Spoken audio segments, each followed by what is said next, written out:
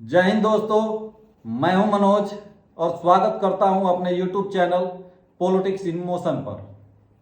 आज हम बात करने वाले हैं माओवादियों के आत्मसमर्पण के अनुरोध पर। तो चलिए देर न करते हुए वीडियो को शुरू करते हैं। छत्तीसगढ़ के घने जंगलों में दशकों से चली आ रही माओवादी गतिविधियां अब एक निर्णायक मोड़ पर नजर आ रही है।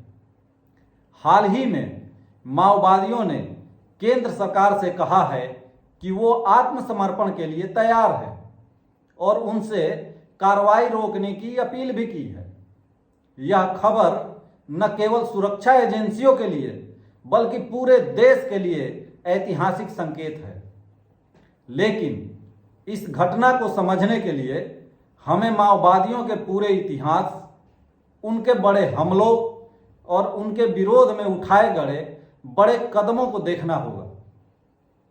1967 में पश्चिम बंगाल के नक्सलबाड़ी गांव से शुरू हुई यह वामपंथी उग्रवाद की चिंगारी धीरे धीरे पूरे झारखंड, ओडिशा, आंध्र प्रदेश, महाराष्ट्र और छत्तीसगढ़ तक फैल गई।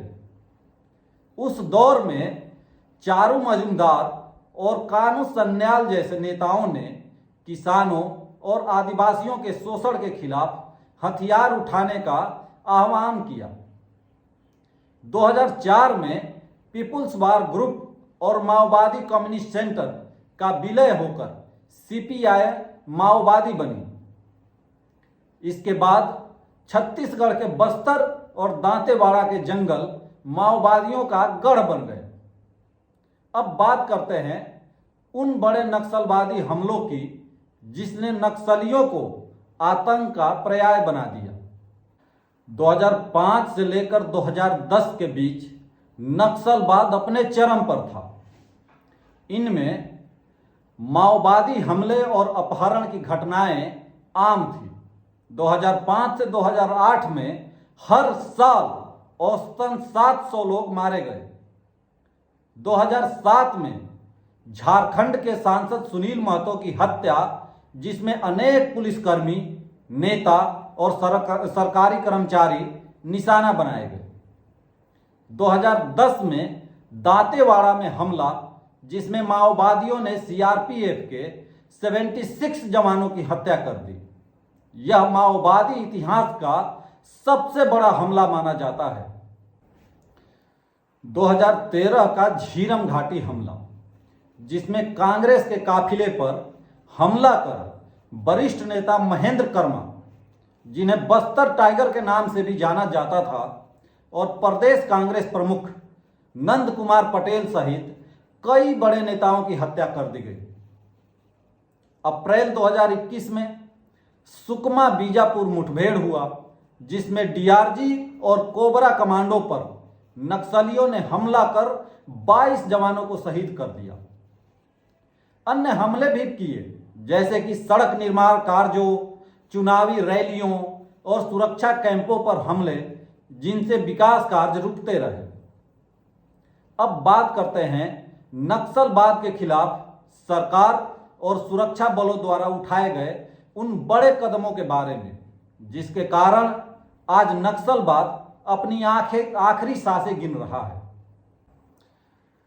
पहला और प्रभावी कदम था सलवा जुडूम, जो विवादित तो था लेकिन बहुत ही प्रभावी रहा, और इस कदम ने स्थानीय आदिवासियों को संगठित कर माओवादियों के खिलाफ खड़ा कर दिया।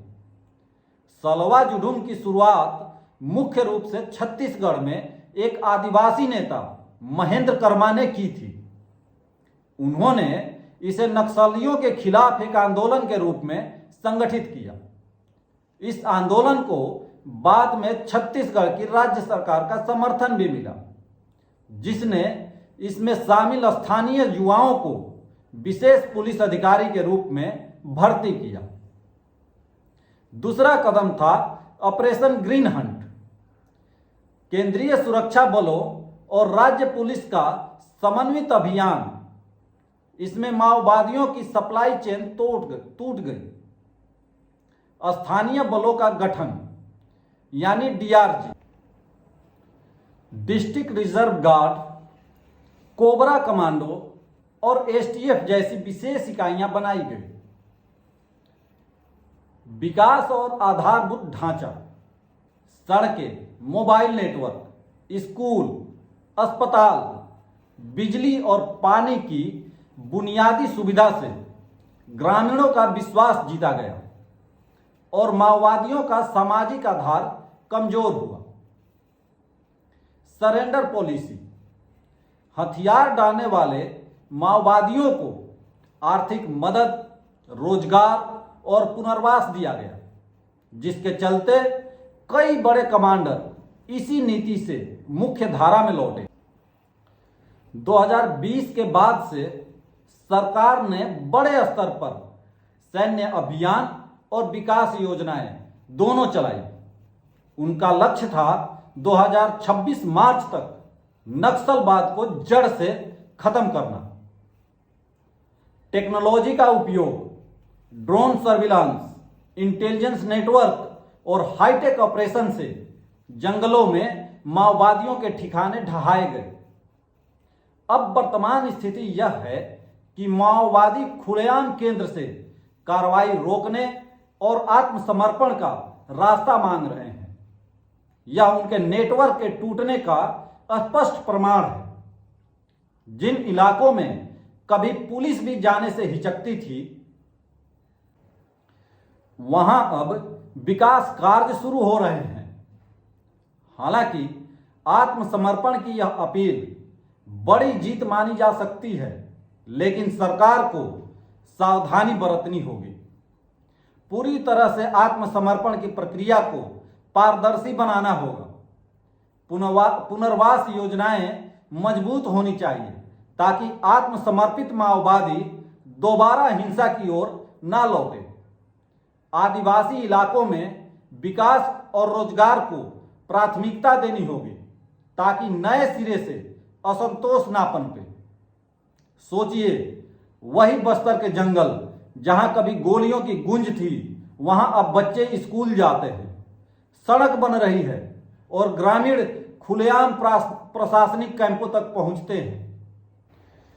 माओवादी अब विनती कर रहे हैं। यह न केवल एक रणनीतिक जीत है, बल्कि लोकतंत्र और विकास की शक्ति का प्रमाण भी है।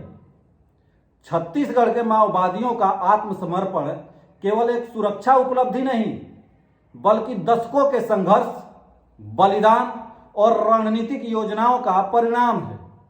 यह संकेत है कि यदि विकास और संवाद दोनों साथ साथ चले तो सबसे गहरी जड़ों वाली उग्रवादी गतिविधियों को भी समाप्त किया जा सकता है। तो दोस्तों, आपको क्या लगता है? अपनी राय कमेंट बॉक्स में जरूर लिखें। वीडियो को लाइक और शेयर करना ना भूलें और हाँ, चैनल को जरूर सब्सक्राइब करें। धन्यवाद। अगली बार फिर मिलते हैं एक नए टॉपिक के